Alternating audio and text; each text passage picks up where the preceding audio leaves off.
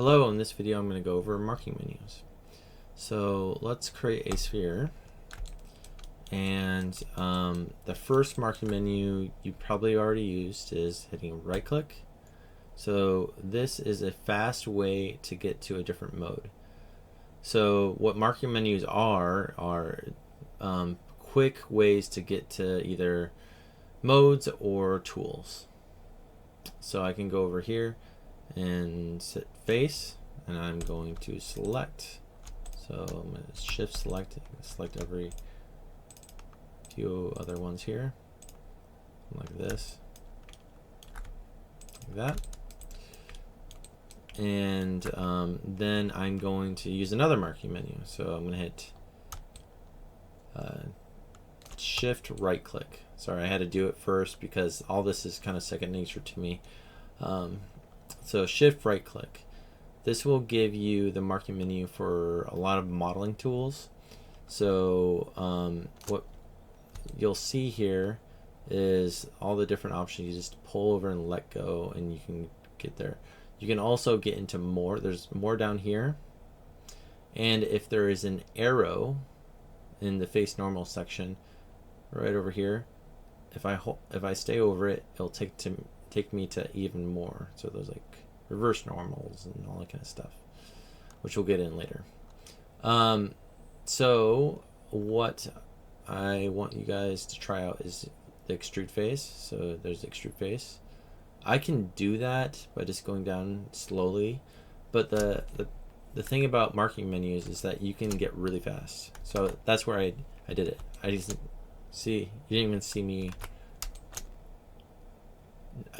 I just did shift right click down, and it knew that in that marking menu that's how I get to the poly extrude. So extrude, if it's a tool, usually they'll have this little pop up, and you can either move it like this by dragging over it and getting something more precise in a number, or you can just pull it out like this and do like something like this. This little button here, so this is going off the normal of the face, but if you click on that, this is world. So you see how it kind of, it's not going from outside of where the direction of the face is coming out, it's moving with the world space. Okay, or world orientation. I can go back to that by going this. You can also rotate and all that kind of stuff, move, scale, all that kind of things. So another thing is thickness, so I can thicken it up. We use thickness, so it's different than translate Z. You'll get a slightly different effect. Thickness is used for clothing, so if you needed a little bit of thickness on the clothing, where it's not just a single-sided object where there's no thickness to it in reality, then you would extrude the whole thing and add a little bit of thickness. Okay, and then there's also division, so I can drag this up and then I'll get divisions like this.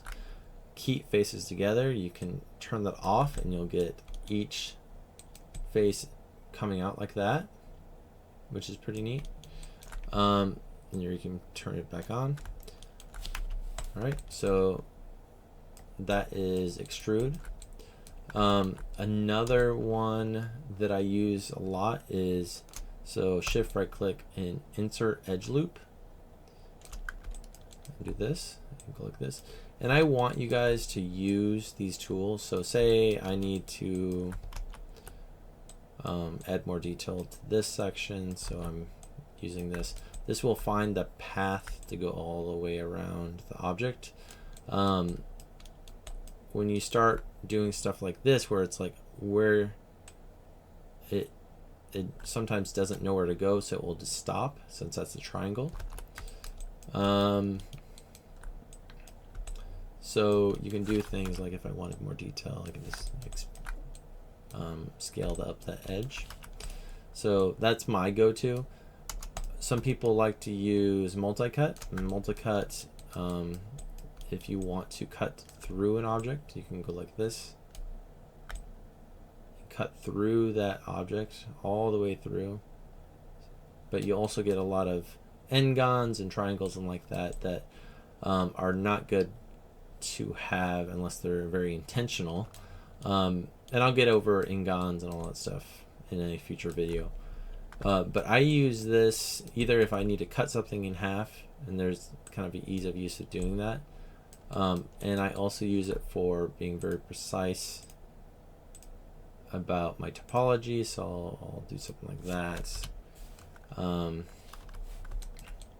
So just to get something, I can just draw on that curve on the object. Let's see, select this, shift right click. So if your menu is not looking like mine, so if I hit shift right click when I don't have any geometry selected, you get the option to create different polygons.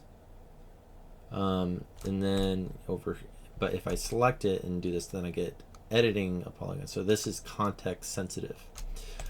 Another thing is if I select this and go shift right click and then do smooth, go down to smooth, then this will subdivide my object and make it smoother. It will, for instance, if I undo that, see how this is like a sharp corner and there's only a certain amount of geometry, and I'll add that smooth.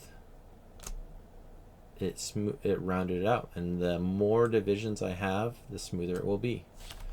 Generally, you don't do a smooth in the beginning unless you're unless for very specific reasons. So you wouldn't want to be working in a really dense piece of model, so just be aware that it will be very difficult or almost impossible to fix any model that is smooth in a place where you really need to be doing big changes. So that's a last kind of step, and I would save before smoothing. So let's see what else. They have the sculpting tools. It's similar to all that stuff over there. This comes in really big, so the reason why I can't see my brush is if I zoom out, see there's the brush. I have to hit B, left click, and drag to make it smaller. And I like to use this one, the pulse vertice. So I'll use that if I need to do something more organic, make bigger changes, like kind of stuff, or add a little bit of wobbliness to give it some life, that kind of thing. It's almost looking like a flower. I wasn't intending for this to be anything. So and then there's a smooth by holding down shift and just hitting smooth. That will smooth out and kind of push in your geometry, so just be aware that it won't retain your shape. But there is a tool in here that does that. That's this one, smooth surface to mesh. So I can click on that, and it will try to keep, it will smooth out your topology, but try to keep your overall volume and shape of your object to the best of its ability.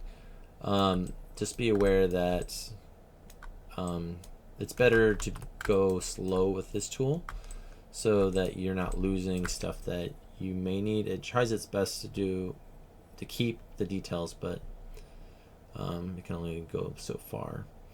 There's a pinching, so it kind of pulls everything to the center. I don't use that very much. There's a level surface, so feel free to look through these.